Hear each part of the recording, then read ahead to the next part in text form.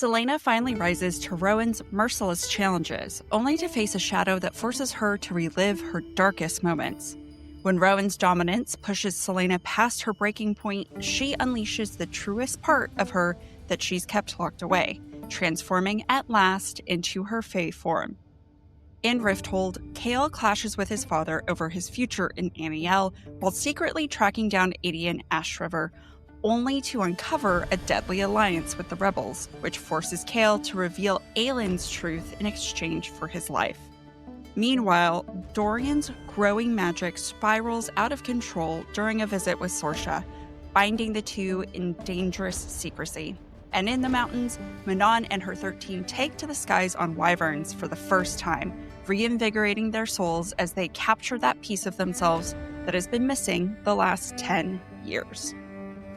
Hey there, we're Book Talk for Book Talk with Jack and Amy, your book besties who take the novels you love seriously. This is Jack. And I'm Amy. And we bring the tools of literary analysis to the women-written novels lighting up Book Talk, from romance to romantasy. Think of it as your favorite fandom books, treated with the same respect you'd give any classic in literature class, just with more humor and less homework. Each season, we dive into one book, breaking down themes, imagery, and character motivations. Together, we combine our 13 years of literary academic training with our fandom love to help you see your favorite books in a whole new way. We also analyze the story through 2 different literary lenses, giving you more than one way to look at the text. This week, we're discussing chapters 14 through 20 of Sarah J. Maas's third novel in the Throne of Glass series, Heir of Fire. For a complete list of episodes and the chapter breakdowns, be sure to check out our Instagram at the handle BookTok for Book Talk. Before we dive in, let's talk about S.P.I.L.T. That's spoilers, perspective, interpretation, language, and themes. Spoilers. This episode covers Heir of Fire with the full context from the first 3 books. That is Throne of Glass, Crown of Midnight, and Heir of Fire. If you haven't read those, this is your only spoiler warning.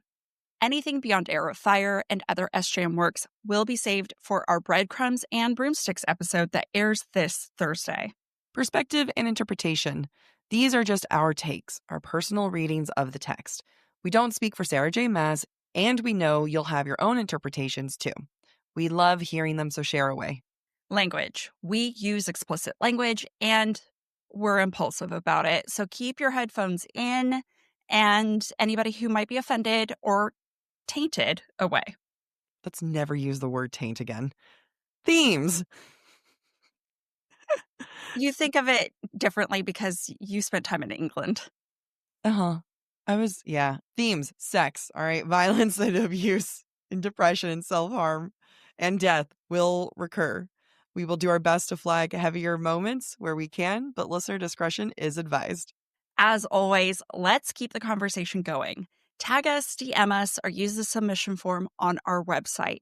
And if you want exclusive content and live streams, you'll find us over at patreon.com/booktalk for BookTalk. Can't get enough of analysis? Make sure to check out the Subtext Society Journal, where we write think pieces discussing the romance and romantasy genre as a whole, the ongoing conversations in the bookish community, and insights on the publishing world. You can read our latest article for free with no subscription required. But to receive the new articles in the future, make sure to subscribe. Want to be published? Head to the subtextsocietyjournal.substack.com to submit your article for a chance to be a paid contributor. Each week, we ask ourselves a question. Some weeks are better than others, and I think this is a good one. We ask ourselves, have we seen the inciting incident yet in Heir of Fire? Themes we see in this section include marrying, facades, and revelation of truth. Oh, that wasn't in the list. I know, but Wow. it dawned on me as I was reading the chapter summary. No, I think that's fine. Go for it. We start with chapter 14 this episode, and before I begin, let's remember where we're at in the story. Rowan has dared Celaena to walk through the barrows that are infested with wights. It is during the middle of the day, so he's like, this should be easy breezy. If you do this, you get to go to Dornell. I'll take you there tomorrow. So Celaena's like, yeah, I'm going to do this because everything's a waste of my time right now because I'm a cocky bastard.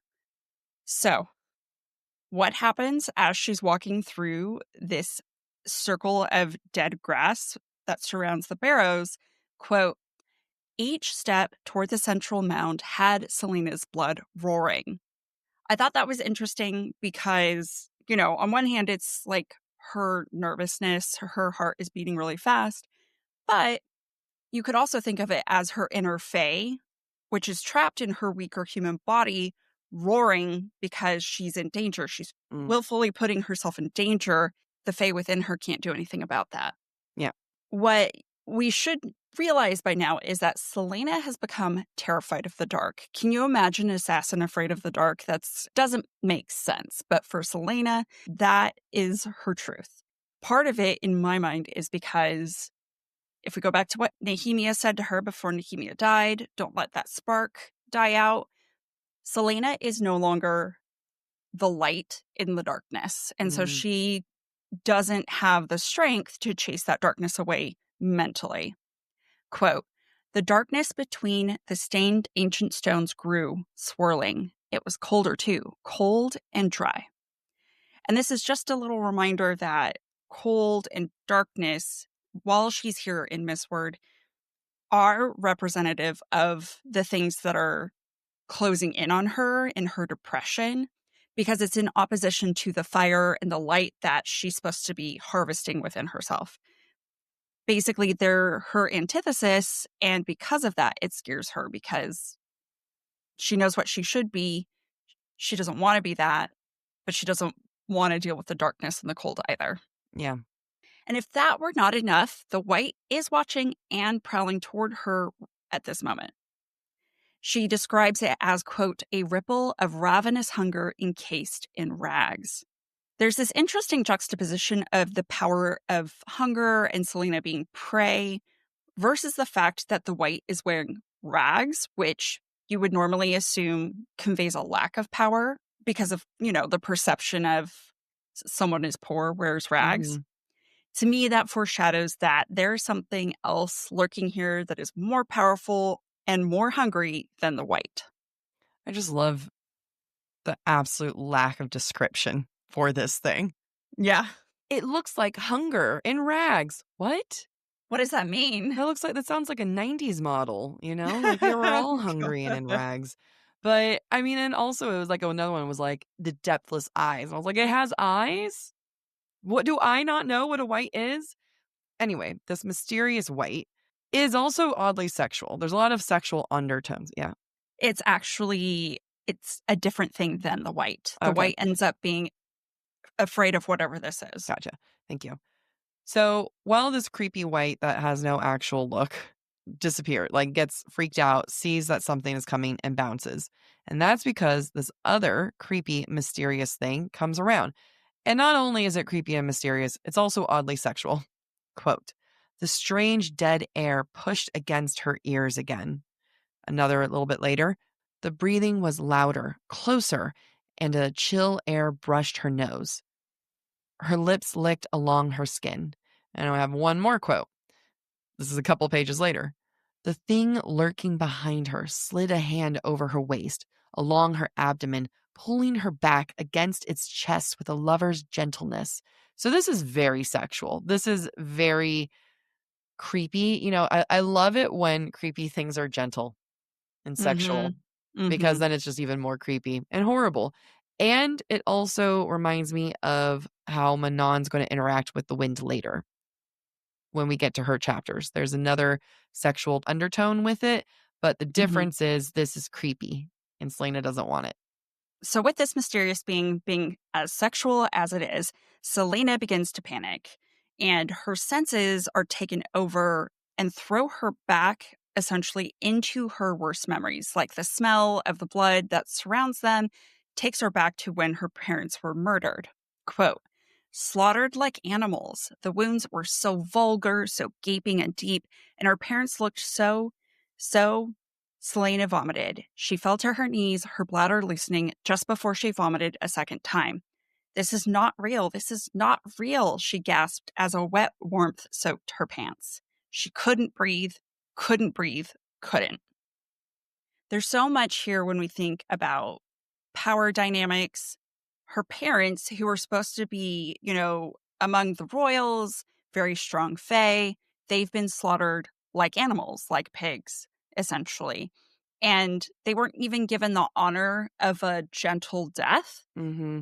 They were mutilated in disrespectful ways And in their PJs. and in their PJs. Selena, in her human body, can't fight these visuals and the overwhelming emotions that come with it. And so her human weakness is emphasized through her bodily functions. She's vomiting, she's hyperventilating, she's pissing herself. It seems a pretty weak person to me. It's weird, not weird, but it's funny because of how dehumanizing it is. Because dehumanizing is essentially the removal of all positive human qualities. And what she's going through is even more so. Like, being human is to be weak. And now Mhm. she's dehumanized, which is even weaker than being human. And she is at an all-time low.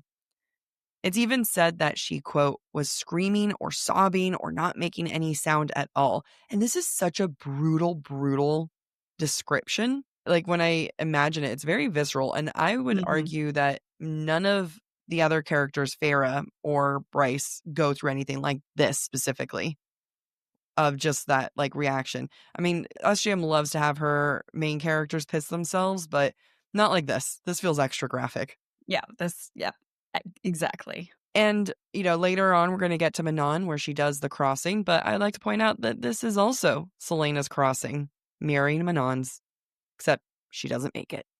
She does not make it because Selena is forced to acknowledge her weakness in this state, especially with the fact Rowan's there to witness. She can't pretend this didn't happen. She tries to tell Rowan, like, we need to go back. I'm done with today. And Rowan says, quote, "You're done when I say you're done. You can kill me or torture me or throw me off a cliff, but I am done for today. In that darkness, I saw things that no one should be able to see. It dragged me through my memories and not the decent ones. Is that not enough for you?" He spat out a noise and got to his feet and began walking. She staggered and stumbled, knees trembling, and kept moving after him all the way into the halls of Mistward, where she angled her body so that none of the passing sentries or workers could see her soiled pants, the vomit. I think this moment's interesting, and we're going to see it again a little bit later in the episode, where Rowan attempts dominance, but when Selena threatens self-harm or harm to herself, he's decent enough to let it go. Like, Mm-hmm. she's miserable enough that he's like, okay, fine. Even though he doesn't like it, he gives in. The description of Selena also reminds me of like a fawn on shaky legs as they travel back to Mistward. Just again, emphasizing her weakness and her shame. She tries to hide that shame from others in the fortress, even though she can't hide it from Rowan because he saw everything. And like Jack said, she's very low. And if this isn't her lowest, at least since Endovier, I don't know what is. Yeah. The dynamic between Rowan and Selena is interesting because it's all happening off screen, too. A lot of this is happening off screen. We get these moments of Rowan hissed and bickered at her, he glared at her. And then you even have these conversations that aren't fully happening when they're just Mhm. using it with their eyes. Quote, when his eyes met her again, he seemed to say, that thing should not have been there. Then what the hell was it, you stupid bastard? She silently shot back. Now, I also want to note this is some groundwork for later on romantic vibes. Cause like, I don't know, but like, I have thoughts. I have thoughts in the sense of, I'm going to go into later about how I think it's kind of not weak writing, but it's just not the best of everything happening offline. Yeah. And we're not, it's shit like this. Oh, I remember my point now. It's shit like this that makes Rowan feel like a not developed character Yeah. because it's all happening off screen. Yep. Exactly.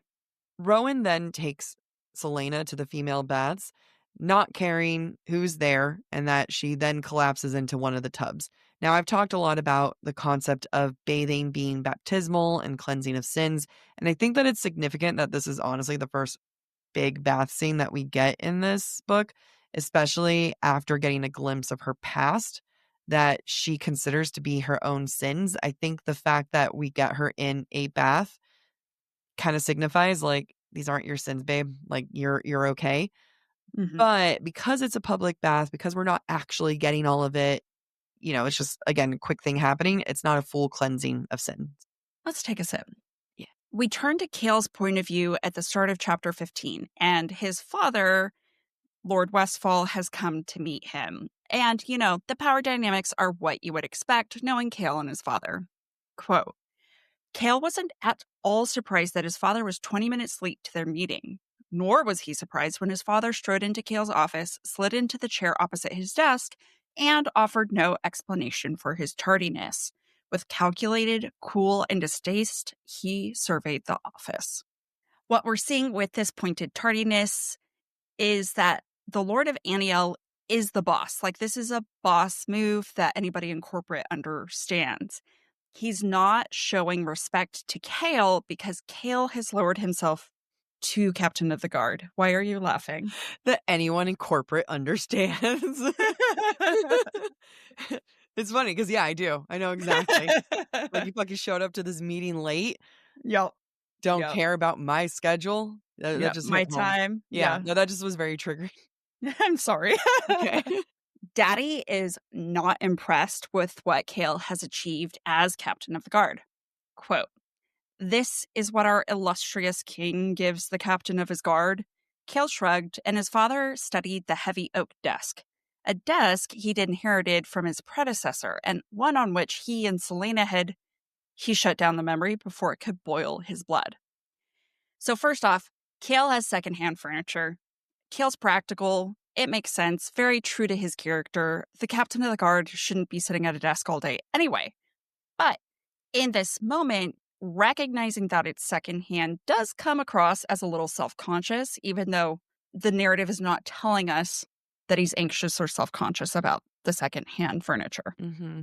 Then the intrusive thought about Selena, his mind is wandering. To me, that's a sign of Cale's mind trying to demonstrate that he's powerful. Like, I fucked a woman on this desk. I'm a boss man. And that rebellious thought is in retaliation of what his father is doing. His father is trying to assert dominance. And in Cale's mind, he's asserting dominance to himself. Interesting. But because it ends up actually being more distracting than powerful, he has to push it away. Interesting. Does that make sense? Yeah, I like it. I like that interpretation. I don't think we really see Cale think about having sex with Selena ever again. He thought about it at one point, I think, before, but this whole scene to me doesn't feel very Cale. And the next several chapters don't feel very Cale. Like, he kind of starts taking on Selena, or as I call it, Selena cosplay, at one Mm-hmm. point later this episode. And even this room feels off to me. Quote, that there was a rug, an open trunk of discarded weapons that Cale had never found the time to polish or send for repairs. That does not feel like Cale. Mm-hmm. The guy who is all about honor, who is type A, stick up his ass, like that was his whole thing, right? Now, I'm trying to figure out, is this one of those things where this is now the Cale that we get post Selena? Or is this kind of reverse character development that I feel like is kind of sloppy work, if that's the case? I am choosing to believe that this is a post Selena Cale and that now he's sloppy. Yeah, I agree in the sense that I think that this is a post Selena Cale who's really questioning his choices, but doesn't want to acknowledge he's questioning his choices. And he's putting on the facade of this is who Cale is. But I don't think he knows who Cale is anymore No. because he keeps failing. He is not the Cale of book one anymore. He really genuinely is not demonstrating honor. He is not calm and collected. He can't even control his guards. He can't even find Adian. Quote, Cale had dropped by Adian's party, another tavern, even more expensive, even more packed. Adian wasn't there again. Somehow everyone thought the general was there. And this is really emphasizing just how low Cale is in his own right. He's not Selena level low, right? He's not Mhm. reliving his parents' murder, but this is Cale like we've never seen him. And what we're seeing is both Kael's father, Lord Westfall, and Aedion have the upper hand over Kael. Kael doesn't have Celaena to rely on. He doesn't have Dorian's friendship to rely on. And so he's kind of left to his own devices. Yeah. What I love about the Aedion element is that even though Aedion's kind of supposed to be like a prisoner of war and a turned general, he's still able to utilize money and information to make himself invisible, which not only demonstrates his power, but also makes us question Kael's abilities. Like, Yeah. who is this guy? His dad. A douche. Who's this guy of Kael's dad? Who's Kael?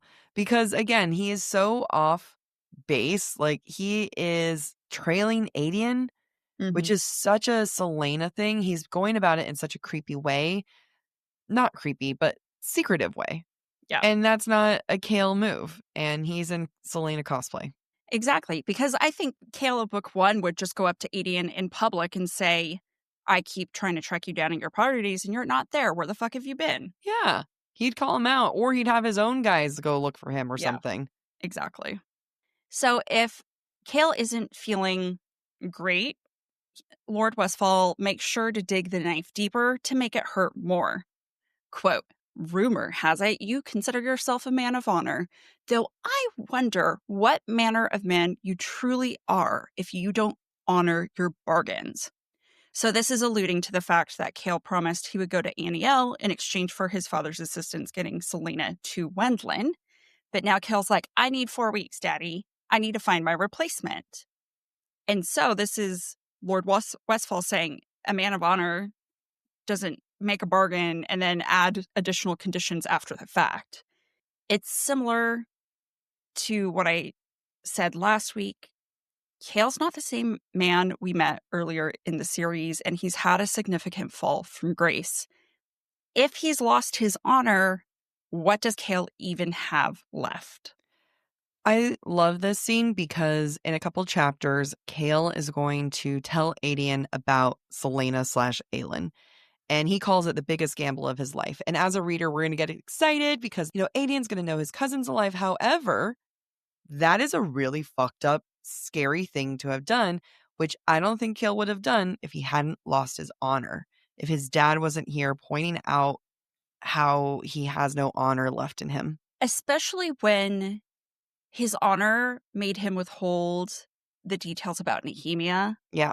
From Celaena, that Celaena believes if she had known, she could have saved Nehemia, right? Yep. So this is a huge 180 for Kael to be like, the king talking to Nehemia shouldn't have been information he kept guarded.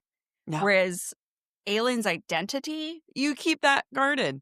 You figure out more about Aedion. Just because he's working with the rebels, Archer was working with the rebels and wanted to use Aelin. Like, that's not an excuse to say, we'll get to it. You know what? I'm going to pause on this.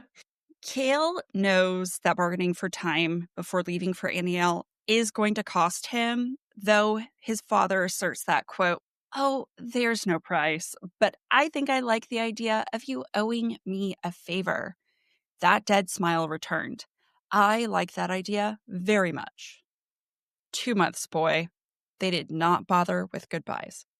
In bargaining for more time, Kael has given even more of his power away. Not only does he have to uphold the first bargain anyway, by going to Aniel eventually, now he owes his father, and he doesn't even know what he's going to owe his father. And that is something that's going to hang over his head. I don't think it's coincidence that this is happening in the scene right after we see Celaena at her weakest. I think this is in some ways the quote unquote weakest we've ever seen Kael. And it feels intentional that Celaena and Kael are being mirrored in this occasion. Yep. Good.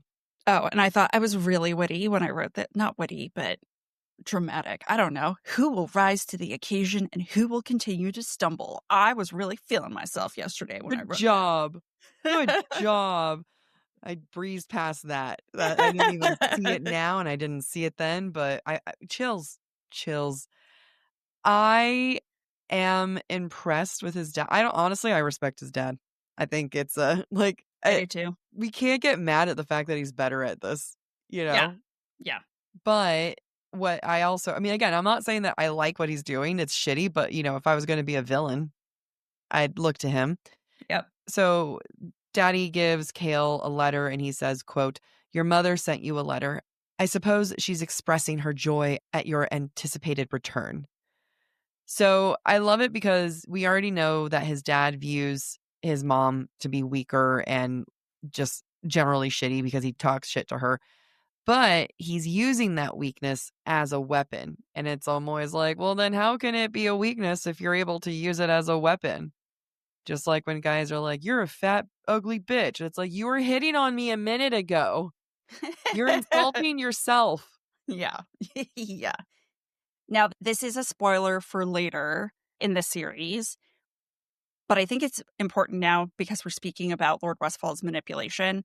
I think this is a test from Lord Westfall because, spoiler, Lord Westfall has been withholding Kale's letters from his mother, and he's been withholding his mother's letters from Kale. And so when Kale turns down the letter because he's trying to not show interest or weakness and he feels scorned by his mother, then Lord Westfall knows he did a good job. Like, he Yeah. severed the bond that he felt needed to be severed. He's a very successful villain. He is a successful villain. He's probably the most successful villain in this series. Kinda, yeah. Take a sip. We move on to Sorcia's point of view again, and she's hyper aware of Dorian's physical presence. And I love this for a number of reasons. But let me give you some examples. Quote, "Traitorous heat flooded her again." This is when, like, Dorian is around and she's healing his cut lip. Yeah, that's what's happening. Quote, "His scented soap caressed her nose." Quote, "His breath caressing her finger. Oh gods, his lips were soft." There's so much caressing happening in this episode. So much. And last one, quote, "His legs brushing the skirt of her brown homespun dress." Look, I get it. Like, having a crush on someone and they're close enough and you're like, "Oh, they touched the hem of my clothing for a reason." No, but actually maybe yes in this case. Yeah. It feels very intimate, and I do really empathize with Sorsha. She's got it bad. I've been there. I get it. Yeah. But what I love about this, it's not just about Sorsha's infatuation. It is and it isn't. And what do I mean? By being infatuated and hyperfixated, especially when we're in Sorsha's point of view, SJM is able to avoid revealing Sorsha's secrets because Sorsha has secrets. But because she's so enamored with Dorian, that's all she's thinking about. It's very realistic. It's very clever to help keep Sorsha's narrative away from thinking about the rebels that she works with. Yep. Good point.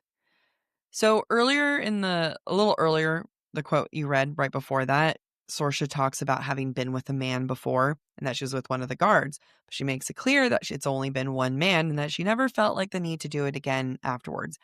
And I have conflicted feelings when authors do this because it's their attempt of removing a power play.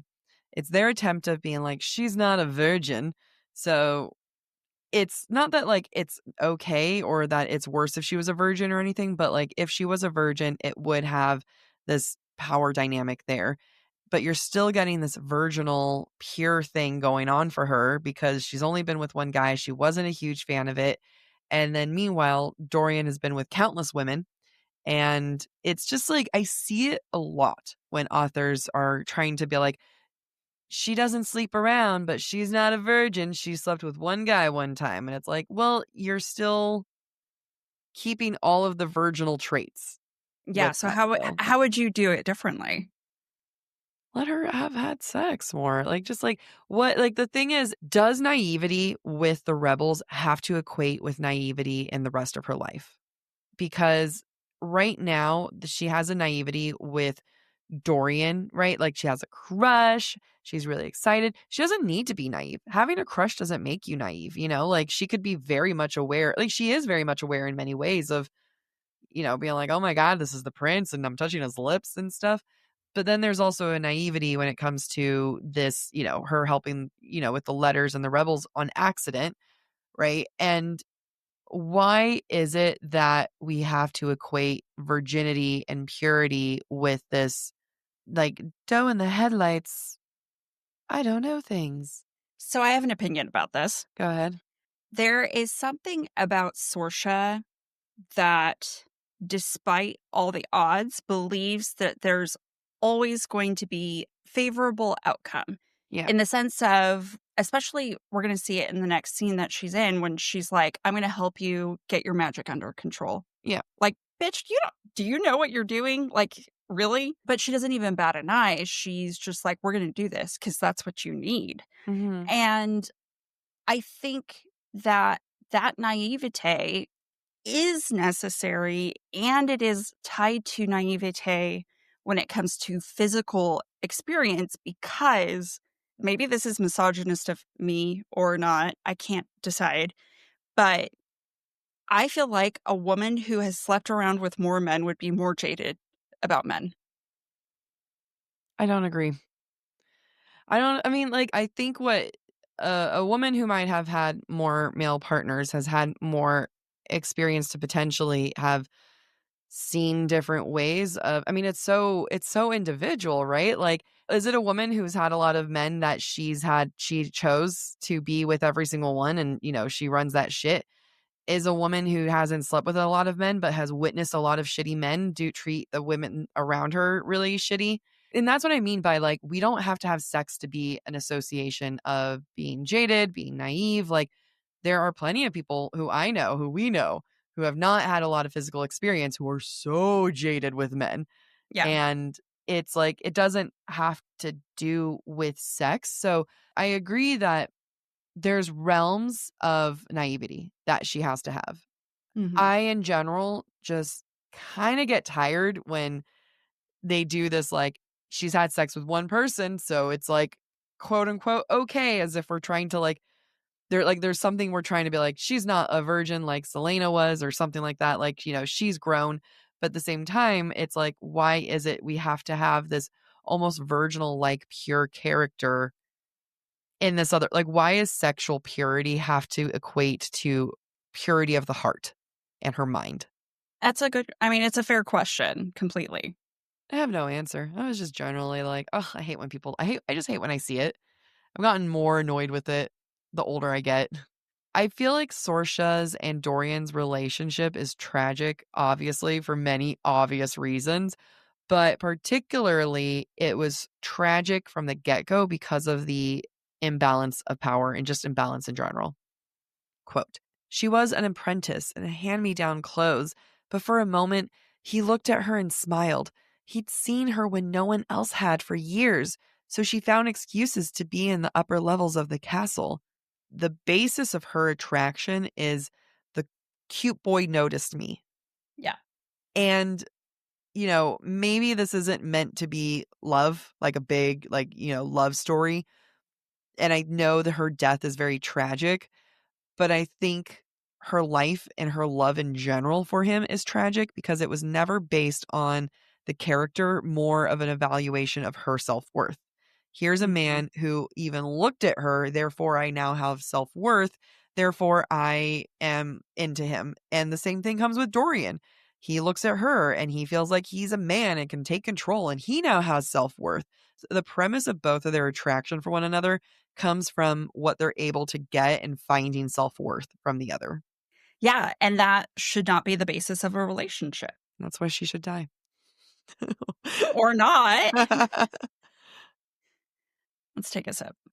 Moving on to chapter 16, we are back with the Iron Teeth clans, and this is not a sentence you might expect from Manon. Quote, of all the spaces in the Omega, the mess hall was by far the most dangerous.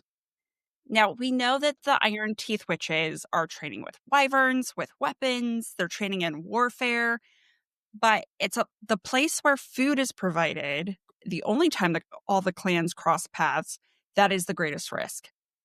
Because it's a place where people can jeer and goad each other when otherwise they would be separated. What I like about this is that we talk about food being a source of power, but instead of that food providing power, it's the backdrop to the inner politics and the fight for dominance among all the witches. First, I love the idea that it's just a bunch of witches in a cafeteria. And in my mind, there's like a cafeteria lady and they have like Mhm. plastic trays that they're moving around. And I know that's probably not what it is, but that's what it looks like to me. But I also love this pissing match between the clans because that fact, like you were saying, that it does happen in the mess hall. It does provide a backdrop. This place that should be powerful is messy. And it reminds me a lot of like animals out of watering hole, where Mhm. that is the most dangerous time for animals. It's a great point. Thank you. Makes me think of Nat Geo documentaries about Yeah, the safari or something. that is exactly what I had in my mind. What is going on here is everybody is anxious about being the first and getting the best wyvern. And even Manon is among those individuals, and she's not willing to admit just how badly she wants it. Quote, everyone wanted a bull, though Manon fully expected to get one, perhaps even Titus. It didn't keep her from wanting to punch out the teeth of anyone who even whispered about coveting a bull of her own. Her temper was on a tight leash these days.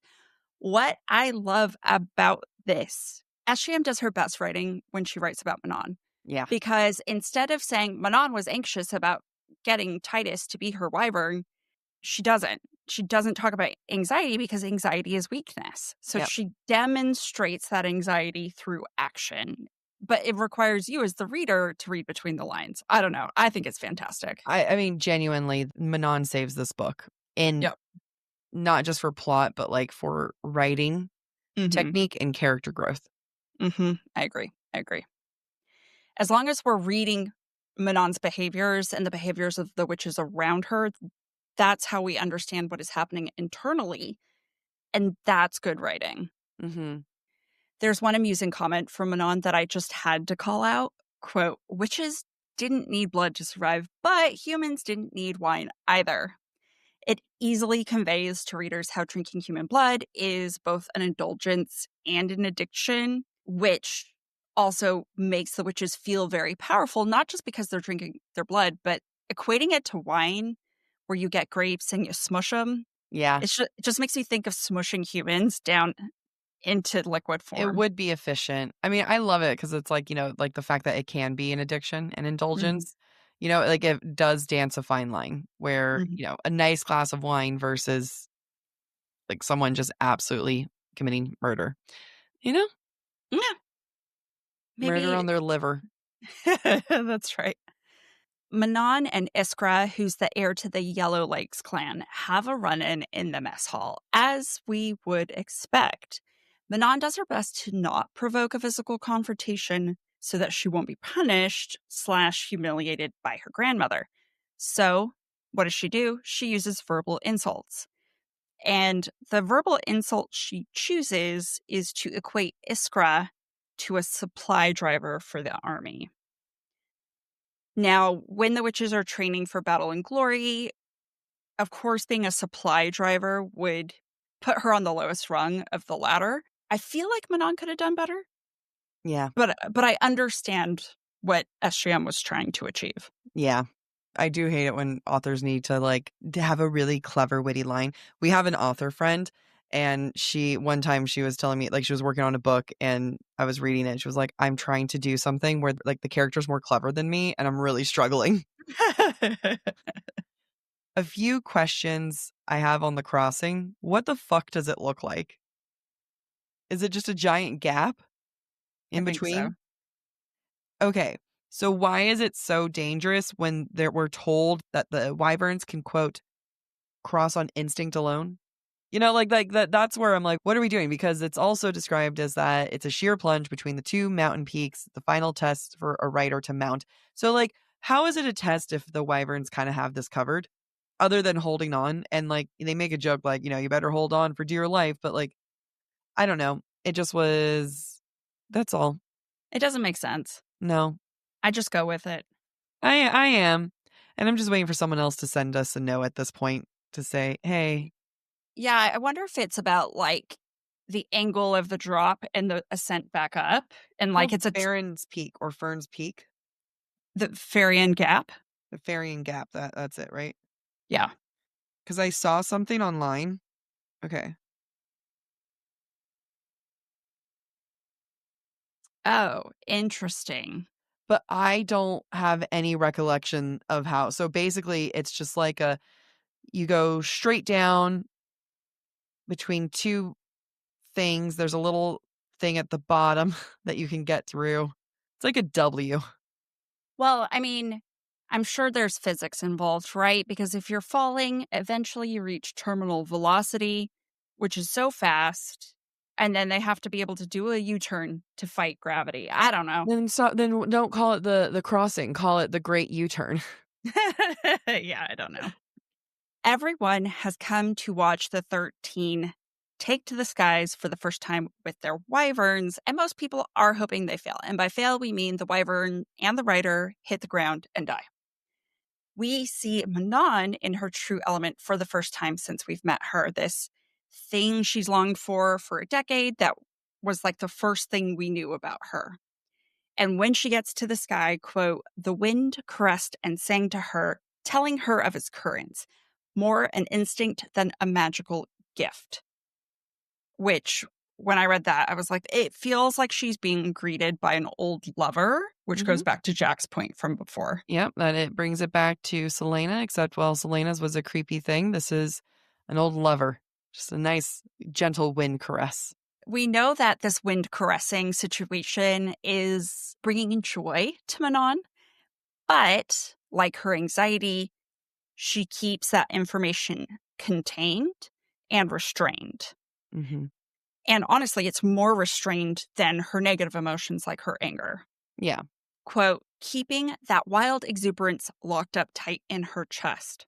Why? You know, that's one thing I always think about. Like, why are the witches not allowed to have joy? And is it because it's purely perceived as a weakness or something that can be taken away? You show that you enjoy something that's now something that you can hold over you, right? Like you are happy about it. Oh, I can take that away then. I can control your happiness. Yeah. So they can't have anything. Although the general, like, I am happy, remind me of my birthday in the back of the car. I'm happy.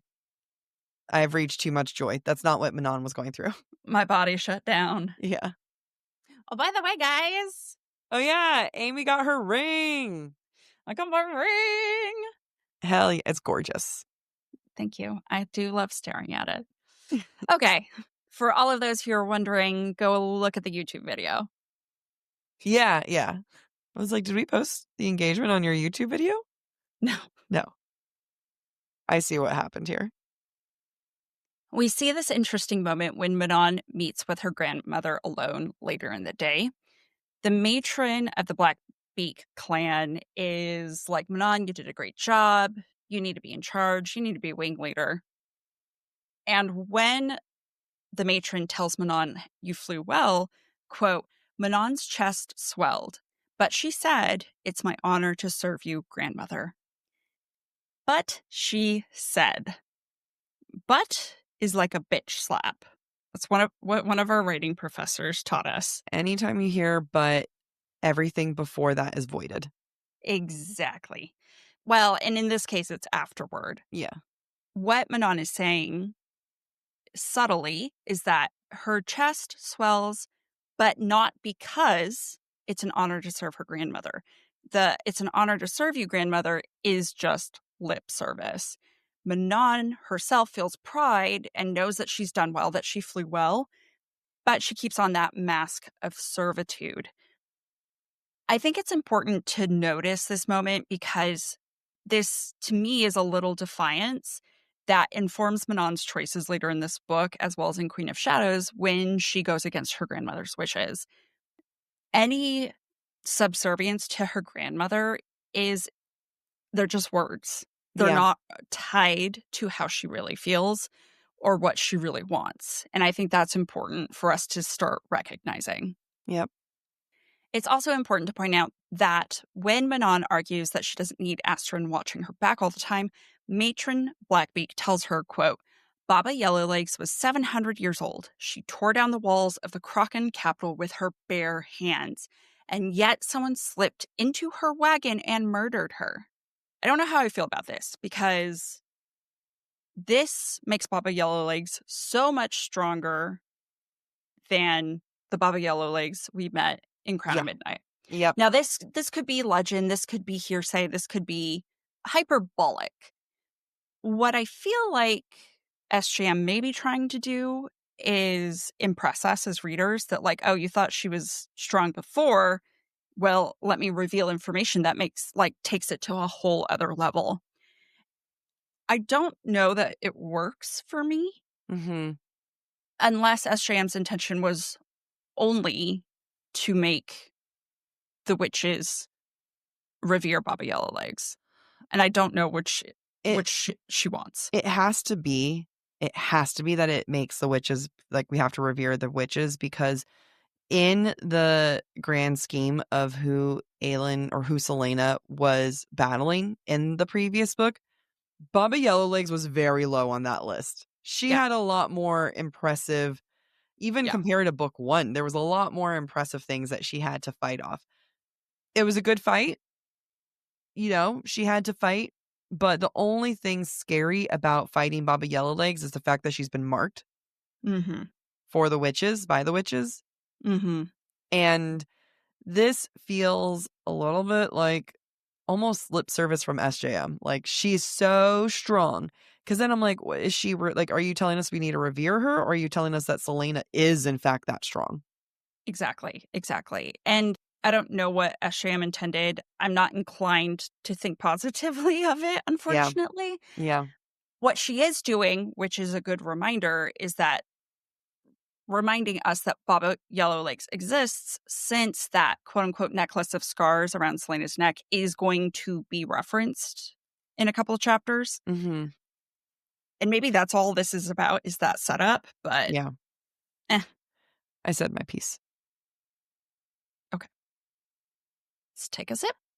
We are in chapter 17, and it's the morning after Selena has gotten the shit beat out of her by Rowan, and she's been scared witless by an unknown baddie, and she's in a lot of pain. But she downplays it like the badass she is. Quote, she'd looked worse 2 years ago when Arabin had beaten her to a bloody pulp for disobeying his orders. This was nothing compared to how mangled she'd been then. Okay, before Amy makes her note, I would just like to say, I will be your father figure. Put your tiny hands in mine. I will be your preacher teacher, anything you have in mind. This is the beginning of associating Rowan as her father figure, Arabin. All right. Can't wait It's to. true. It's right there on the page. It's there. I'm not even reaching. Yeah, no, so true. So true. Now, her thoughts about Arobin and being beaten by Arobin and how it's not as bad as that, it sounds more to me like she's trying to convince herself rather than her believing that to be true. And it feels more like Selena trying to excuse Rowan's behavior. Mm-hmm. Also, by downplaying the pain that Selena is in and the damage to her body, Selena downplays how low she is and how humiliated she feels. Like, girl was humiliated yesterday. She was Yeah. super dehumanized, and she has no one to blame but herself. And she is a prideful being. Selena is proud. She's Adderlin's greatest assassin, and she got her ass handed to her. Mentally, she's trying to tell herself everything's fine. It was intentional. It's not even that bad. Eventually, though, when she's interacting with other people in the fortress, she does admit the truth to herself, even if she lies to everybody else. Quote, it looks worse than it feels. A lie. Her head was still pounding from the cut on her brow, and her eye was deeply bruised beneath. She just doesn't know how to be honest. No, she's not being honest to herself. And later on, I'm going to bitch about that more, of just how not honest she's being. But before I get to there is this moment where she's talking to Luca and she tells him, like, I've been through worse, and quote, she silently invited him to do the calculations. A life in Aderlin with Fey blood, a life in Aderlin as a woman. His face paled. What I found interesting is the life in Aderlin as a woman part, because it's implying that there's more violence against women in Aderlin than in other places. And then Hmm. I'm like, well, is that widely known? Is it like she came to this kingdom? They're like, oh, hello, you're free. I mean, I know sort of, because we saw that the group of women in the refugee Yeah. boat at the Yeah. very beginning that left, but like, is that enough for me? I don't know. I feel like maybe I just need, like, it's not, you don't need to prove that Aderlin is bad. We already know Aderlin's bad. I need to know that women are in fact safer here in a Yeah. place where she was just punched. That's all I'm saying.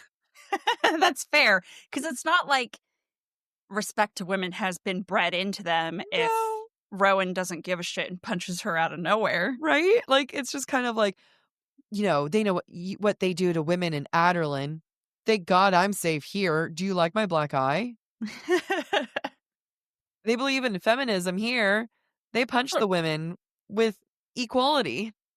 That's a really great point. Thank you. While Selena is around other members of the fortress, she notices that, quote, the warriors looked her way the most, men and women both, wariness and curiosity mingling. I wonder, is this meant to be meaningful? Is it just pointing out that women are part of the warriors? Is it the warriors recognize another warrior? I don't know. I found it to be interesting because when she looks at the sentinels, that their cloaks are worse for wear. And to me, it's showing a lack of respect that Maeve has for Mistward in Hmm. general. Yeah, which is fair. Whatever Selena is thinking, she is feisty and standoffish as fuck. And she's not willing to take shit from anyone, including Emerson's mate. Now, again, if it's not that big of a deal, why are you salty? Yeah.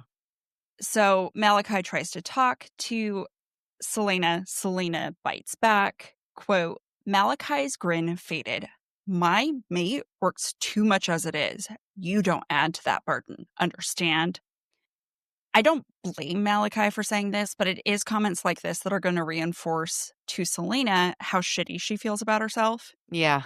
Here she is, someone she doesn't know, calling her a burden. And she does feel that. Like she does, even though she doesn't necessarily acknowledge it in this moment, Yeah. she does think of herself as like scum of the earth. No, Malachi came in way too hot. He really did. Like, would you like to say that again as I'm washing dishes? Yeah. Am I adding here? Yeah. Adding to the burden. Okay. Yeah. Great. I'm not going to read the quote, but when Rowan is trying to get Selena to shift, she keeps thinking about it's not that she's like intentionally thinking about self harm, but there's just these comments in the narrative that, Yeah. like, the only way I'm going to be able to shift is if you cut my ears. And there's all these allusions to self harm, which Yeah. I think are intentional and we need to point out. I agree. Now, after a day of training, Selena is hungry and she thinks everyone is done with dinner, gone from the kitchen. So when she goes down to get food, she actually finds everyone there getting ready to tell stories around the hearth. Selena sees Luca and a girl she doesn't know and notices the mischief in Luca's eyes as he looks at his companion. Quote, Selena had looked at Kale with that same expression, but their relationship had never been as unburdened. And even if she hadn't ended things, it never would have been like that. The ring on her finger became a weight. I agree with the first half of that it wasn't that unburdened. Well, because it was 1 week. Yeah. So, yeah, it hadn't been unburdened in that 1 week. 2, saying that it wouldn't have been like, either way, it wouldn't have been like that. I don't have the evidence of her believing this. I don't have the evidence of her like coming to the conclusion of Kale and I could have never worked. I agree. I could see how this could be something she's thought a lot about on her trip from Adelin to Wendland, but That we weren't there mysterious for trip it. that we weren't there for, yeah. We weren't there for it. And I agree. There's no evidence to say that she's thought a lot about this. To me, what this is it's just about trying to mirror what happened with Kale and his father and the Yeah. fact that Kale thought about Selena and it was a distraction. And for Selena, it's more than a distraction, it's a burden. Yeah. Thinking about him and that what could have been or couldn't have been is a burden to her. It being a burden 100%. Like we saw in the beginning, she would she would gamble off her ring and then get it Mhm. back one way or another, and she's looked at that ring a couple times, like, it is 100% a burden. It's a burden without progression, Yeah, I agree. and except for comments like these, where we've now forced a progression. Yeah, I'm gonna take a sip. 'Kay.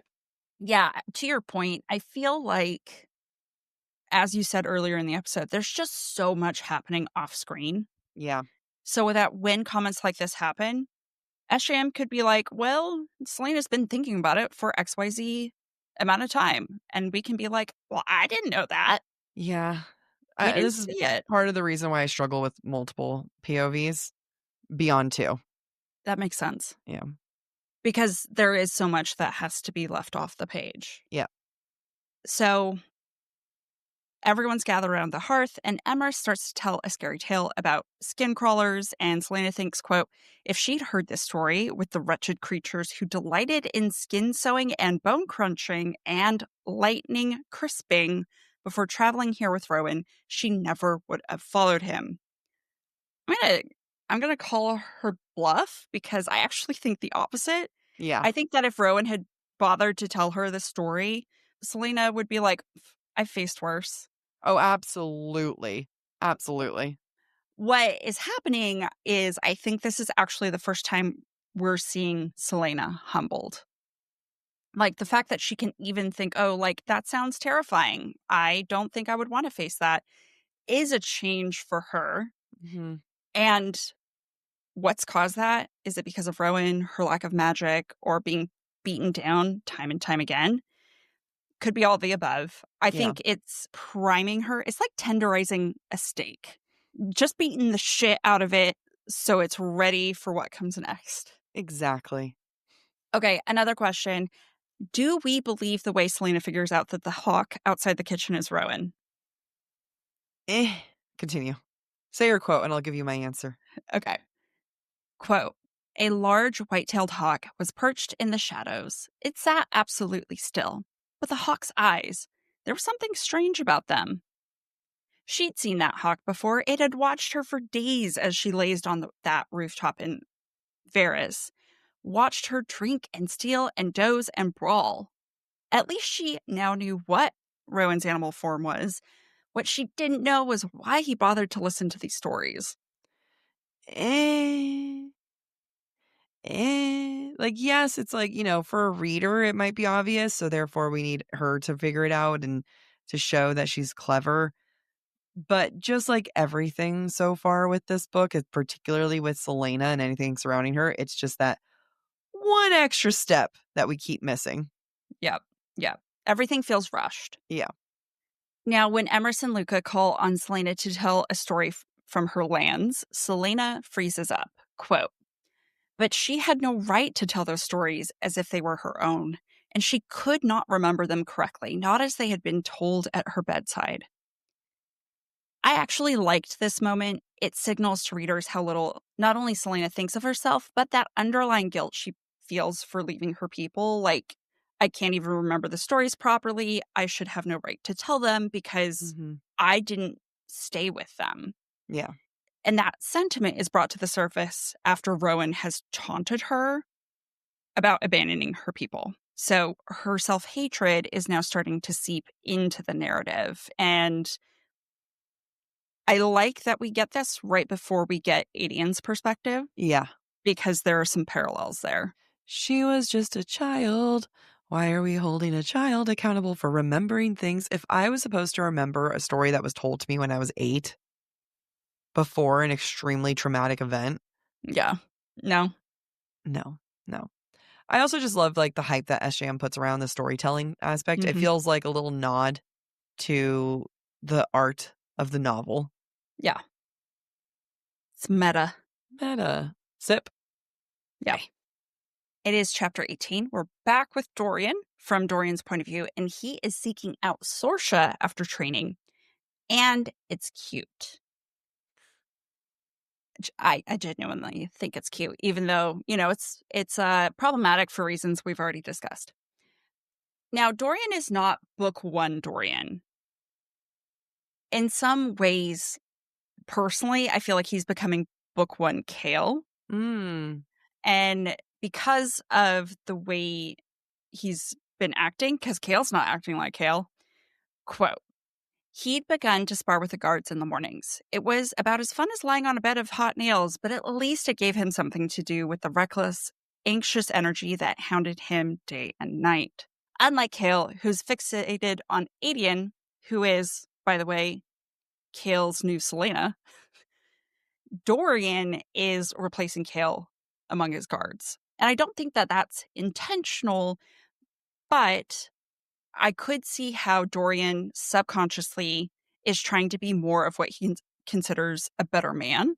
Mm-hmm. And Kale used to be the better man. And so he's going to mimic Kale as much as he can. That doesn't stop his pride from peeking through, which I also, again, think is similar to Kale. Yeah. When Sorsha says she can't do much for his sprained wrist, but put it in a sling, Dorian says, quote, "Gods, no sling. I'll never hear the end of it from the guards." We even see some of Kale's old honor peeking through. Dorian knows he's making Sorsha flustered, and we know Sorsha gets flustered when Dorian's proximity is close. And confirmation, he knows exactly what he's doing, and he enjoys it. What I appreciate is that he also knows that, quote, if he'd sensed that she was truly uncomfortable, he'd have kept his distance. And that feels more honorable than Dorian of book one to me. I don't know that Dorian of book one would have cared. Mm-hmm. I'm Mm-hmm. not saying that he was skeezy, but He was. he was. He was. I think it's fair. I All think right, it's so, fair. yeah. One thing that hasn't changed about Dorian, though, is his need to feel important. As he's thinking about Sorsha, he thinks, quote, "And when she said, 'Because I had nowhere else to go,' for a second, it hadn't been Sorsha, but Selena, broken with grief and loss and rage, coming to his room because there was nowhere else to turn to." It's like you can hear him getting hard. You have no one else, and and I'm the one that you're coming to. Oh yeah. Now, when I say that Sorsha is a replacement for Selena, I don't mean like I'm in love with Sorsha now because I no longer have Selena. I mean that our boy needs to have a reason to find purpose and to be useful, and Sorsha's perfect. Like, Selena was never going to be it. He goes and gets her thinking that he's her savior, getting her out of being a slave. Yeah. And very quickly, he realizes that he is no protector of Selena. Yep. So, what's someone that's even more vulnerable? Someone who works for the castle. Yep. Yep. I do like the moment, though, that he gets exposed with his powers, and the reason why he explodes with his powers. He thinks about the tunnels, he's thinking about the monster, and then, quote, "kept hearing Fleetfoot's pained bark, seeing Kale choose to sacrifice himself so they could get away. Sorsha stroked the length of her dark braid, and he'd probably killed the captain, too." His magic erupted. Now, fluff right here. It's giving Tamlin. Tamlin exploding with his powers and hurting Farah. Okay. That was Okay. like anytime that someone explodes with powers and unintentionally, it hurts the people that they're with. I just think Mm-hmm. about Tamlin and I'm like, Uh, you guys, we got to like point out some of the similarities here. But it's interesting that Kale's the thing that's like the final straw that erupts, which is sweet. It's reminding us that they do care about each other. I love it because Kale's going to do something similar Yeah. in a couple chapters. Yep. Yep. Now, while Sorsha is getting chastised because she takes the blame here, and so her boss is just like, "Girl, what are you doing? You suck. You're lucky you're even still here." And it's probably because he is horny for you. Mm-hmm. And Sorsha thinks, quote, "There could be no other reason for Prince Dorian to prefer Sorsha's services over Amethy's, of course." And I know she's like kind of being, facetious, being like, of course Mm-hmm. there's no other reason. But it's funny because that is true. He's Mhm. going to her because he's horny for her. Mhm.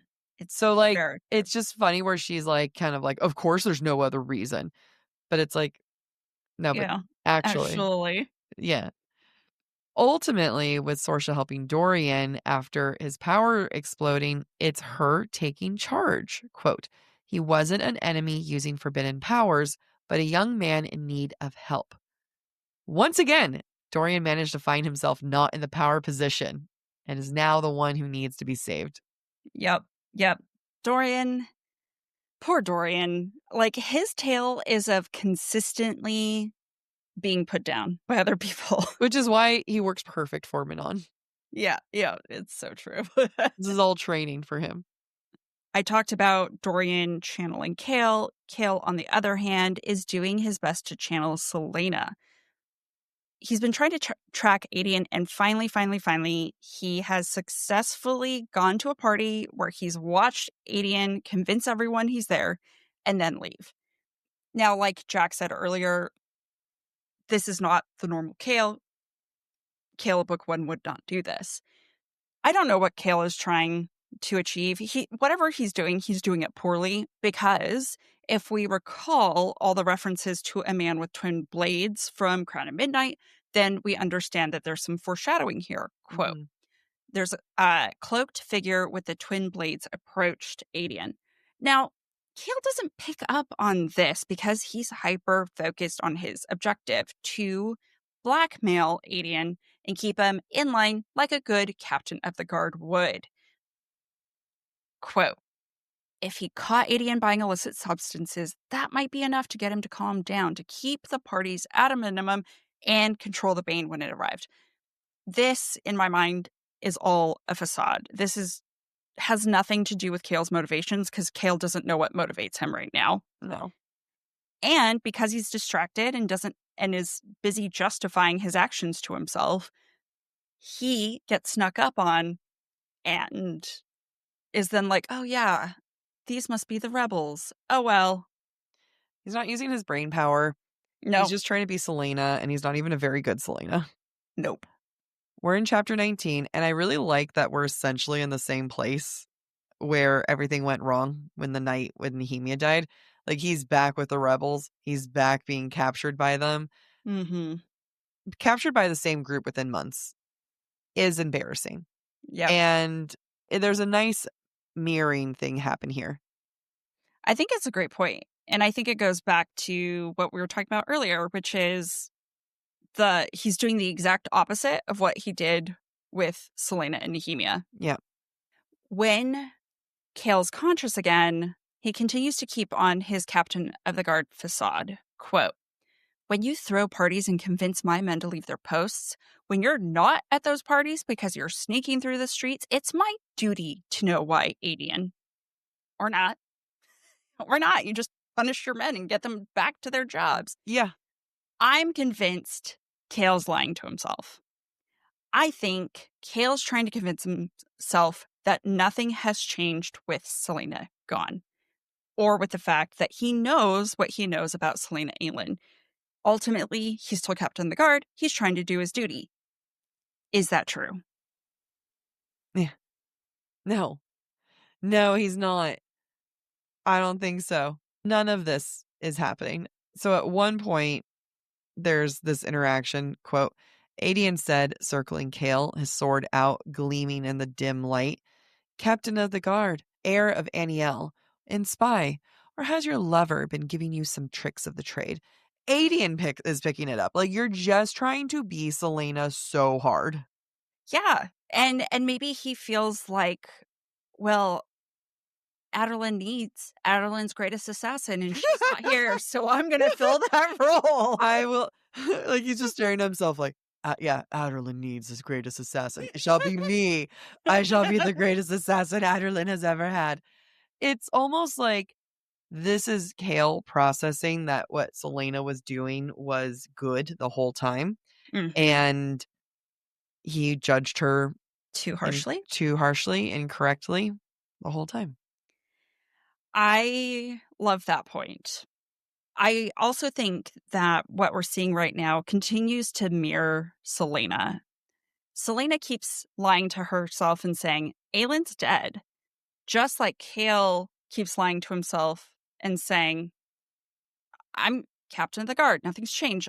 I'm protecting the crown. The crown is good. Even though he knows that's not the case. Yeah. Just because you say it doesn't make it true. No. We've already tried with Theo James. It doesn't work. No.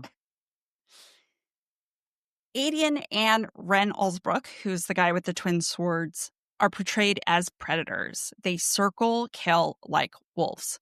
Quote, the scarred young man with the twin swords stepped closer, circling with Aedion now. Two predators sizing up their prey. They'd probably fight over his carcass. And then later, Aedion began circling again, the scarred young men echoing the graceful movements.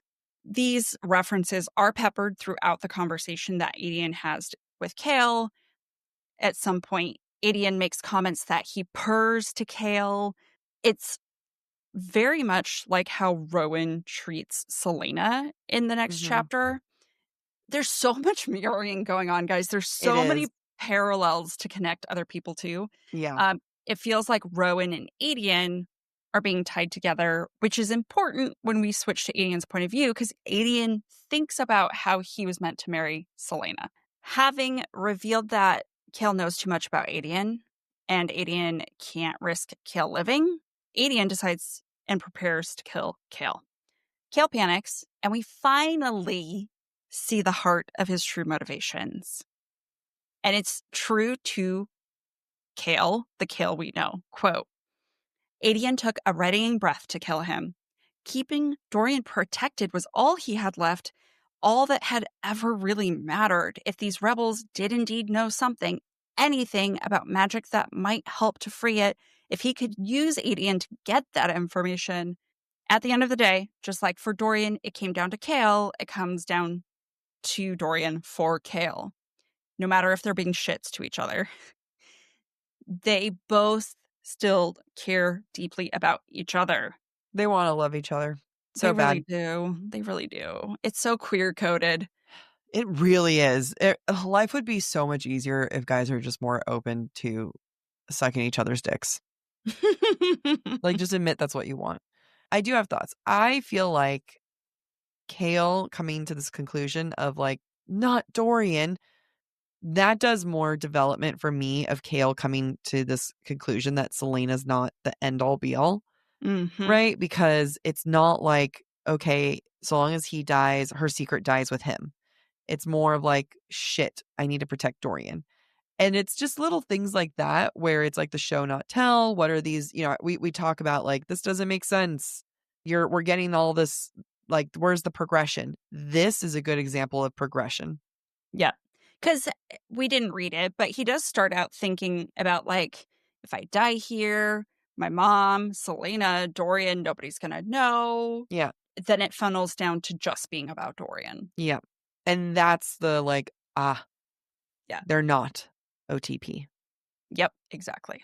Now that we know whose side Aedion is on, we get the privilege of his point of view. And I think a lot of people don't like him. I actually really like Aedion. I think he is in a really complicated situation and has some really complex feelings. And it starts out with Aedion being like, I've had all these different titles and names in my short life, and I've never been ashamed of them until now. Quote, Adderlin's whore. That's what the ones who didn't know him called him. It was true. In so many ways, it was true. And he had never minded it. Not really. It had allowed him to maintain control in the North, to keep the bloodshed down to a minimum and a lie. This feels a lot like Selena. Adderlin's whore feels very similar to Adderlin's assassin. And if we go back to the Crown of Midnight season, Jack did a lot of time comparing sex work to Selena's assassin work, especially when it came to Archer and Selena. And here we are getting it again. Getting it again. So I would love a refreshing, like, I did so many horrible things. Give me 15 minutes. I would love to explain it. I'm sure they understand. Yeah. And maybe that's not the normal reaction, but I'm always like, I think you can explain yourself. Sometimes my reaction is like, I can explain my way out of this. Maybe Aelin just feels too much shame. And I just do not feel enough shame. There's a lot when it comes to titles, and we've talked about the meaning of titles and how Selena has so many titles. But I love that we're getting Aelin because he's given himself, or he wears many titles as well. Like he calls, like there's Adelin's whore, the wolf, general, traitor, murderer, cousin, kin, protector. And I feel like, unlike Selena, he really identifies with every single one of his titles, even the most horrible ones. Yeah. I love that you bring that up because that's another thing that Aelin mirrors with Selena/Aelin. It's that guilt Yeah. associated with their history.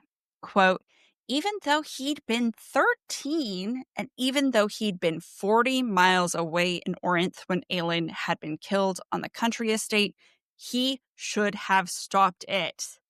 No. Yeah. Poor baby boy. We learn through his perspective why he fought so hard to get back the Sword of Orinth. And whether he realizes it or not, it's really a physical manifestation of his guilt. And that is confirmed through the narrative when he realizes that Aelin is actually alive. Quote, but now the sword, that weight he'd embraced for years, felt lighter and sharper, far more fragile, infinitely precious. I love how the sword has gone from a symbol of guilt to representative of Aelin for him, Yeah. something that he's meant to cherish. Either way, he is burdened by her. Mm-hmm. And that's why I think they could never be together. Because for a moment, I was like, are they going to get together? I was so confused about it. No, I get it. I get it. It's like, why make it so clear that they considered each other cousins, but also fuckable cousins, you know? Yep, yep, yep, yep. Ugh, would have eaten that up. I mean, same, but I'm happy. I didn't know we were saying this out loud. I don't know. Oh well. They're not like, look, There's Rowan and something, Aelin are cousins. yeah. I mean, they're further apart. I don't know. I don't know why. I don't know. I'm just messed up on the inside, guys. I get it. I get it, though. Now, the power that came with the title of Aderlin's Whore crumbles in the wake of knowing that Aelin is alive. Quote, every lie, every rumor and act and party he'd thrown, every battle real or faked, every life he'd taken so more could live. How would he ever explain that to her? Aderlin's Whore. Never mind that she's been an assassin for 10 years, dude. Mm-hmm. It's just an excuse for Aedion to hate himself and to take on the burden of what was done to his kingdom. To some extent, I wonder if he takes that on because he wants to do it for Selena, right? He's supposed to be Selena's or Aelin's sword and shield. So Yeah. he's going to bear the guilt Yeah. that she is bearing or should be bearing. Yeah, that's just my thought. This is important. Everyone take a sip. Okay. Their mothers? Oh, no. That can't be right. No, they can't be that kind of cousins. Are they No. first cousins? No, that's not allowed. That's not okay. Second, sure. Can someone please explain the following relationships? Okay. So Elena is Aelin's and Dorian's ancestors. Okay, got that, got that. Aelin's mom was an Ash River princess to Aedion's mom. What does that mean? Yeah, what does that mean? What does that mean? Okay, there has to be a family tree somewhere. Okay. Aelin, Ash River, Aedion's mom, Aedion. Okay, okay, okay. It luckily seems like their moms are cousins. So they would be second cousins. Thank God. I I can accept certain things. Oh, wait, what? Hold on. Did other things get fucked? Do I, Aelin. Okay, this is a different one. Aelin, Aedion. This one looks different. it looks like their grandparents were siblings, which means their mothers were cousins. which makes them second cousins. Someone else says Adian and Aelin are cousins through their mother. Their moms were sisters. Okay, we're going to just keep this in mind. What I'm reading is that the current king of Wendlin Yeah. is Aelin's uncle, Okay. who was brother to her mother. So that's one side of the Ash Rivers. Yeah. And they are cousins with Adian's parents. I see what you're saying, but there was another thing that I saw on there too that said that they were related more. Oh. So let's just keep going. Even though Adian feels some guilt, there's also some comfort in the fact that Aelin has also sold herself. Quote, Aelin was alive and as much of a killer as he was and working for the same man. Cousins who kill together stay together? And fush together. Adian absolutely wrecks himself when it comes to Aelin. Like, it is a moment of just like, he is so loyal to her. He was like, she's alive and I love her. And then it was the cousin. It was the best. Like, this is why we think they were going to fuck, because like the way that he reacted to her is very visceral. More than like, that's some kissing cousin shit. It's almost like we're supposed to be viewing this as like Kale's rival now. It is weird. Like, we're like, okay, so we have Adian, Kale, and Rowan. Is this now a weird reverse harem where she's distantly related to two of them? Yep. And kind of technically also distantly related to Dorian. Oh, let's add him to the mix. Yep. Kissing cousins. Kissing cousins. We move into chapter 20, and Celaena is doing her best to train and survive, but she's barely holding on to herself or her humanity. Quote, any shred of regret she felt at not approaching the warriors at the fortress was burned up by the fact that no one bothered to approach her either. I wanted to point this particular quote out because SJM's having a lot of fun using fire-related words to describe mundane things about Celaena. Or her regret was burned up. In the previous chapter, Adian thought about how Aelin's power smoldered within her. It's just a nice, consistent touch that SJM has, so I wanted to bring that up. Yeah. There's also a disassociation with responsibility here, because Celaena talks about, she's like, I stare people down, right? Like, they look at me, I stare them down. But then she's also like, they're not being open with me. But then when Luca's talking to her, she's also not into it. But at the same time, she's trying to dismiss this regret. Quote, Luca had dumped a pot in the sink and quietly said, for a long while, I couldn't talk about what happened to me before I came here. There were some days I couldn't talk at all, couldn't get out of bed either. But when you need to talk, she shut him down with a long look. And he hadn't said anything like it since. But at the same time, she was like, oh, I don't have regret because they leave me alone. It's like, well, I think this is self-imposed isolation. She's in denial. We cannot trust her. We can't, because Celaena is depressed, and that's what SJM keeps reminding us. Quote, on a morning when it had taken a monumental effort to peel herself out of bed, and only the scar on her palm had made her plant her feet on the icy floor. This is what depression looks like. And why her oath to Nehemia is what motivates her, I will never understand.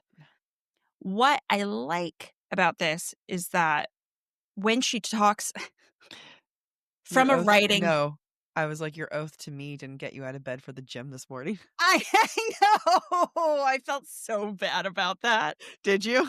I did. You did really bad. If I'm more quiet, that's like me being No, hurt. I know. I know. Sending you 20 pages of text messages that you didn't go through all my stories to view them.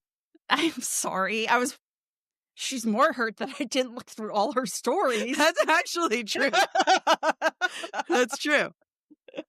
I will look at them after this. Good. I was looking at them as you're posting them, so I saw the first two, and then I could see got you up rolling to your shower. eyes and looking away and looking at it. Anyway, what I like about when SJM talks about Celaena's depression, at least in this moment, is that it's all kind of the events she describes have already taken place in the past.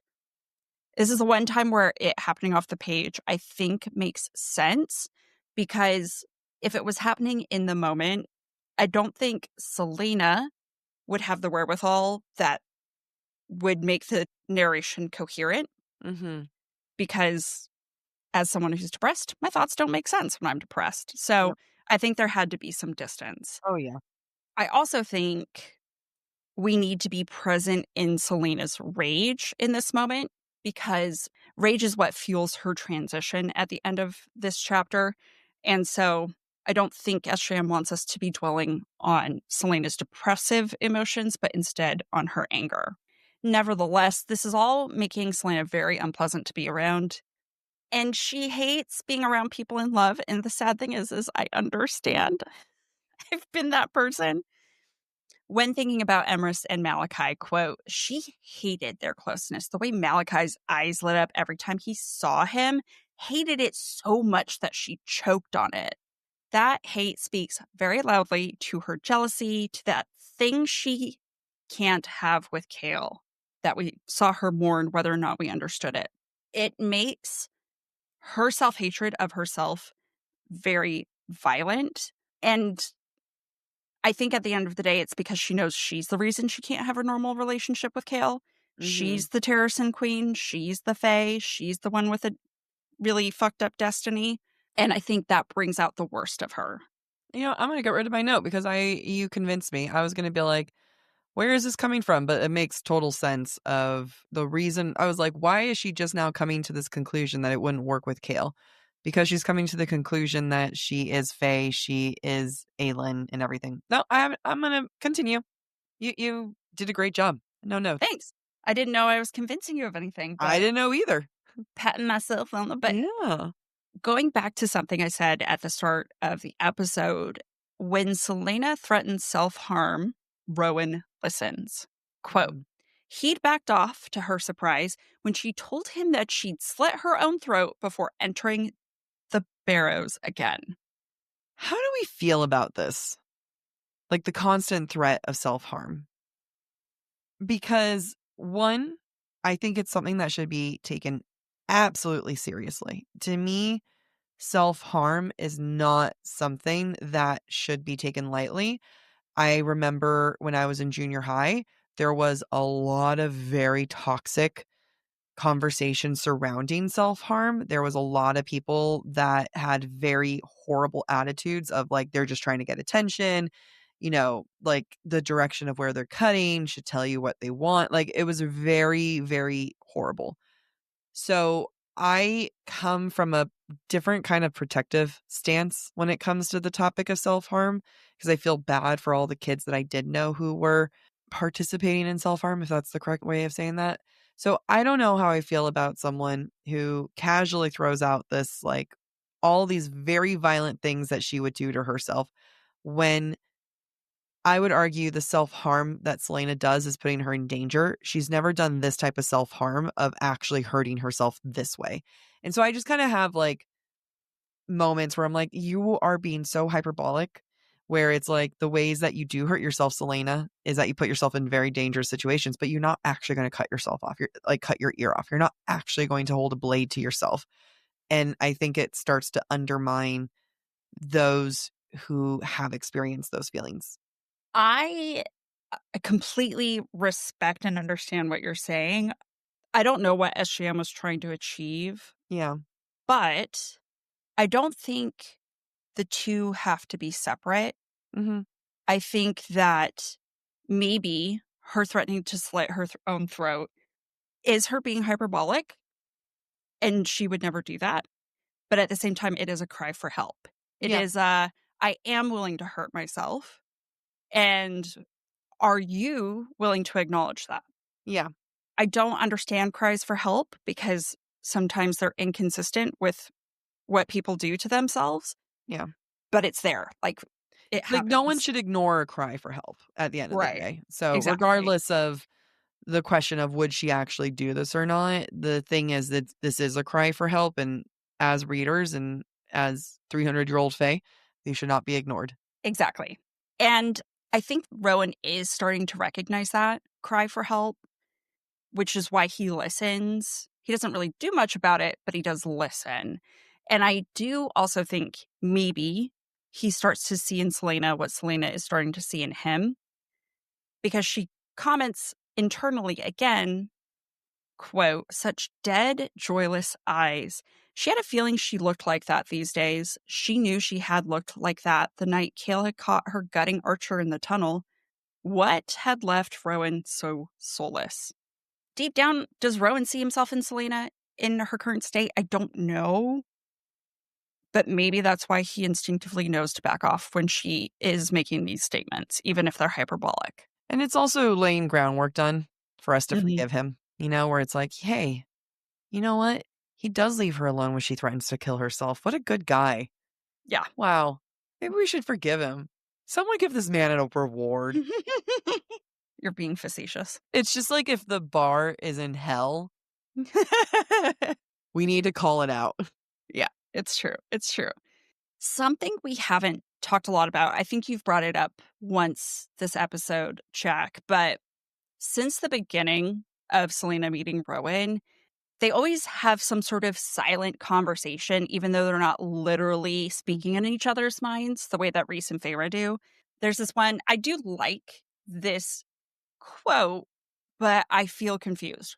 They, quote, occasionally had those unspoken shouting matches. So you had read unspoken exchange that they had. Again, Yeah. not literal voices in the mind.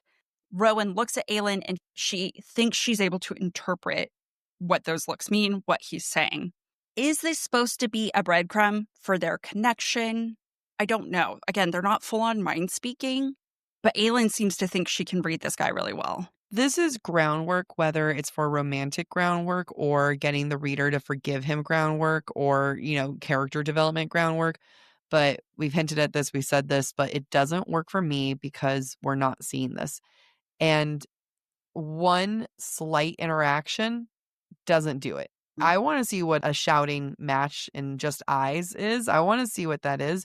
We keep getting these description of like he'd jeer at her, hiss at her, insult her. And then it's one of these things where you have to summarize to keep it moving, but you're taking so much away from character development. And I Yeah. think that's why readers like me or other readers who also have issues with just saying that he's not their favorite, I think it's because of this. Yeah, I agree. The predatory nature we saw in Aedion and Ren in the previous chapter is visible to Selena and the other Fae, including Rowan. And it's worth noting because it comes back full circle at the end of the chapter. Quote, they were predators, the lot of them. Some of the dominant females were just as aggressive, prone to snarling when challenged or annoyed or even hungry. She supposed she might have fit in with them if she'd bothered to try. Just a little foreshadowing. I also made a note. Rowan purrs to Selena the way Aedion purred to Kale. Again, mirroring. Mm-hmm. Like the last time we saw when they trained together, the moment Rowan dominates Selena, are they training? I don't know, but it feels like it's supposed to be filled with sexual tension. Yeah. It doesn't really do anything for me, though. Quote, she gagged, jolting as he grabbed her tongue. Say that again, he purred. She choked. He shoved his body against her wall of hard muscle and several hundred years of lethal training, trapping her against a tree.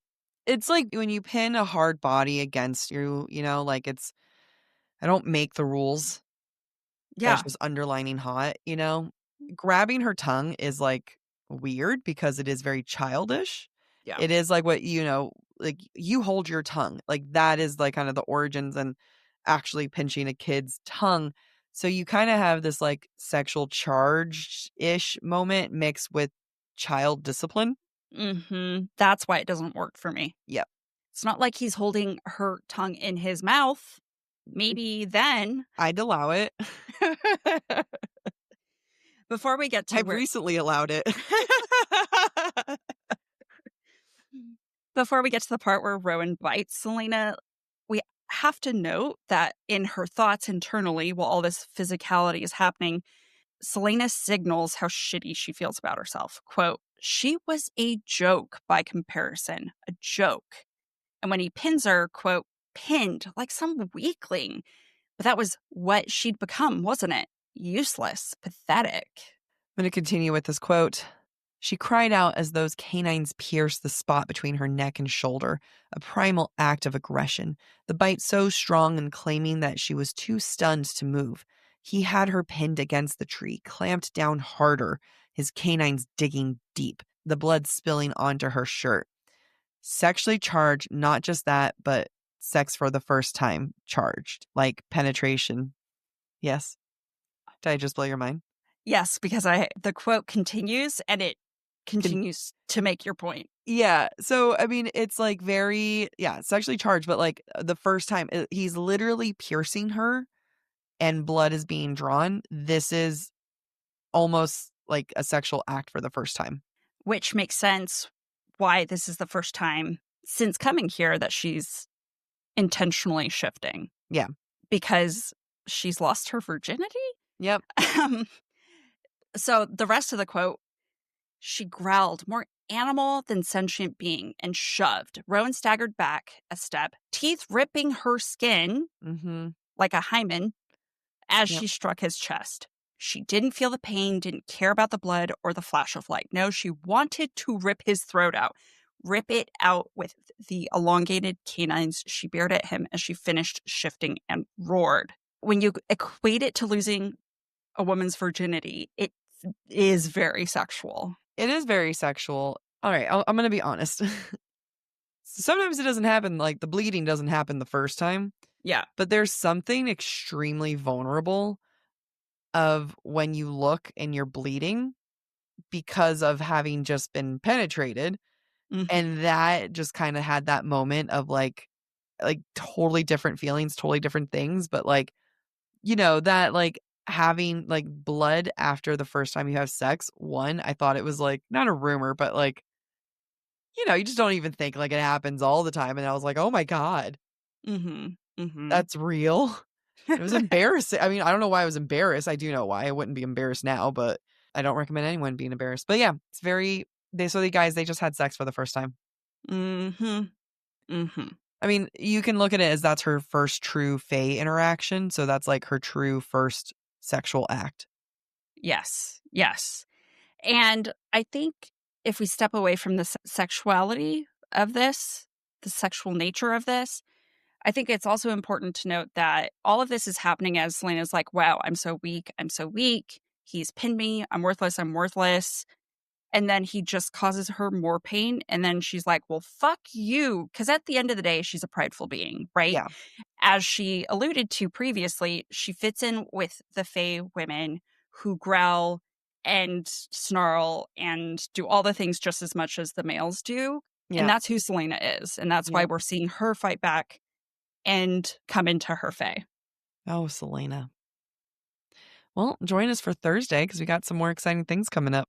So, as a reminder, breadcrumbs and broomsticks, it's going to be on Thursday. Separate episode because it's spoilery. We're also going to discuss listener thoughts and interpretations based on prompts that we put out on Instagram. So stay tuned. But before we wrap up, Jack, have we seen the inciting incident in Heir of Fire yet?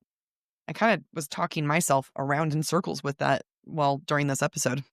Oh, really? Yeah. I mean, does losing the the metaphorical virginity count? I don't know. Before I give my answer, you give your answer. I genuinely don't know. I think what we are seeing happen in a lot of ways is we're seeing truth being revealed to people. So Aedian's truth, his interaction with the rebels being revealed to Kale revealing Aelin being alive to Aedian, Dorian revealing his magic to Sorsha, and then Celaena finally being able to transition into her Fae and original form.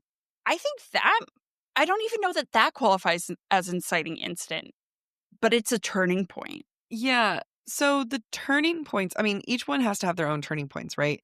Yeah. Kale, he revealed about Celaena, and we find out that Aedian is actually, like a rebel. That's a huge turning point. Yeah. Dorian, his power has been revealed. Yeah. Now someone else knows about his power. That's a huge turning point. I guess she can turn into a Fae. I mean, her inciting incident is so early on, it's like, okay, now you're going to miss word. Like it felt so immediate of like, okay, you've been Mm-hmm. traveling, now you're here, now you're going to miss word. Mm-hmm. And so I guess that's her inciting incident, but like, where's that like first 25% twist, like something happens.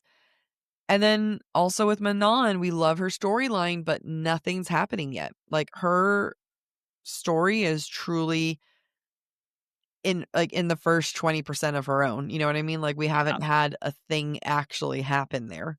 Yeah, and we're not going to for a while. It's interesting. There's a reason why this book as enjoyed as other books. I think it's very confused. I mean, talking about how Manon is one of the best written characters and some of her strongest writing, but Mm-hmm. also the weakest storyline. And then Yeah. you have Kale, who I think has one of the strongest storylines. Mm-hmm. I mean, I was even saying like, this is how he confirms that Dorian is his main priority. This is Yep. him making a gamble, right? And then Dorian, hey, I'll go into it because it's tragic. But then Selena's storyline is just, it's interesting, but also because we're not getting the screen time it deserves, it's not as interesting to me. Rowan is not interesting enough to me. Like, Miss Word is not that interesting to me. no, because all of the interesting things have happened, we're not seeing. Yeah. So yeah, that's where I land on it. But this is like one of those books that we talk about analyzing things to make ourselves better writers. Yeah. And I think this is a really good book to do in a practice of what would you want to do and what would you not want to do. Yeah. And how would you make it stronger? Because there's lots of room for improvement. Yeah, absolutely. Thanks for listening to Book Talk for Book Talk with Jack and Amy. Join us Thursday for our breadcrumbs and broomsticks discussion of today's chapters. If you're enjoying the show, don't forget to rate, review, and subscribe to your favorite podcast platform. It really helps other readers find us. And of course, we'd love to hear what you thought of today's episode. Share your comments through our form at booktalkforbooktalk.com, and we might feature your feedback in a future mini episode or in a future Patreon exclusive episode. For merch and more ways to support the show, head to booktalkforbooktalk.com. You can also follow us on TikTok, Instagram, or YouTube at the handle BookTok for Book Talk. And don't forget to join us by subscribing to the Subtext SocietyJournal.substack.com to get more insights into the romantasy and romance world. Go subscribe. Bye. Bye.